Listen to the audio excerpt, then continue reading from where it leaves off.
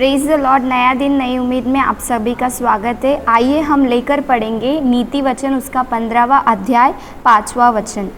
मूढ़ अपने पिता की शिक्षा का तिरस्कार करता है, परंतु जो डांट को मानता वह चतुर हो जाता है। तो आज परमेश्वर हमसे बातें करना चाहता है कि जो मूढ़ होता है, जो मूर्ख होता है, मूढ़ मतलब जो मूर्ख होता है, वो पिता की शिक्षा का तिरस्कार करता है। मतलब जो पिता उसको सिखाता है, उसने जो उसे सिखाया रहता है, तो उसका तिरस्कार करता है। लेकिन जो डांट को मानता है वो क्या होता है? चतुर होता है। आज की दुनिया में हम देख सकते हैं कि इतने सारे यूथ से अपने पेरेंट्स की बात को नहीं मानते हैं, उनको चिल्लाते हैं, गाली देते हैं, या कई लोग तो अपने माता पिता को मारते तक है।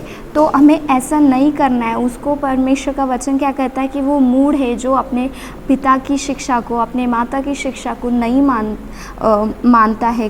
कई बार हम भी ऐसे कर देते हैं कि अपने माता पिता के हम बात को नहीं मानते, लेकिन हमें उसे मानना है, क्योंकि परमेश्वर का वचन बोलता है जो डांट को मानता है वह चतुर हो जाता है। अगर हम अपने माता पिता की डांट को मानते हैं तो हम क्या हो जाते हैं? चतुर हो जाते हैं। क्योंकि हम अगर देखेंगे, जब हम छोटे थे तो हमारे माता पिता ने हमें डांट कर हमें मतलब सिखाया इतना। आज अगर हम कुछ सीखे हैं या कुछ हमने सीखा है तो अपने माता पिता की वजह से, क्योंकि उनके डर की वजह से, उनके डांट की वजह से आज हम इस स्थान पर है।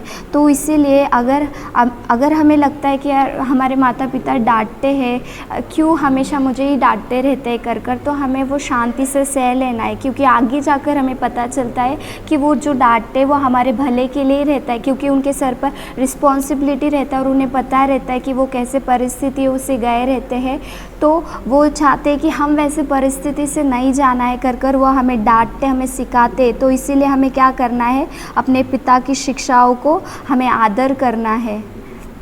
और उतना ही नहीं, हमारा परमेश्वर हमारा पिता है तो हमें उसकी शिक्षाओं को मानना है। क्योंकि अगर हम उसकी डांट को मानेंगे तो हम चतुर हो जाएंगे, हम उसके मार्गों में चलेंगे। कई लोग हैं जो परमेश्वर की शिक्षा को जानते हैं कि ये नहीं करना, ये बुरा है, लेकिन फिर भी वो करते हैं। कई लोग तो कहते हैं परमेश्वर है ही नहीं, तो उसका परमेश्वर का तिरस्कार करते हैं, जो परमेश्वर को पसंद नहीं है। लेकिन जो परमेश्वर के हाँ गलत किया अंगीकार करते हैं और कहते हैं कि हाँ परमेश्वर मैंने गलत किया है, मैं ऐसा नहीं करूँगा, और परमेश्वर जो सिखाता है वो डांट को मानते हैं, तो वो चतुर हो जाते हैं। क्योंकि उन्हें समझ में आता है परमेश्वर जो कुछ करता है हमारे भले के लिए करता है। तो इस वचन से परमेश्वर आप आशीष करें। आइए हम प्रार्थना करेंगे। स्तुति हो परमेश्वर, इस वचन के लिए धन्यवाद हो परमेश्वर।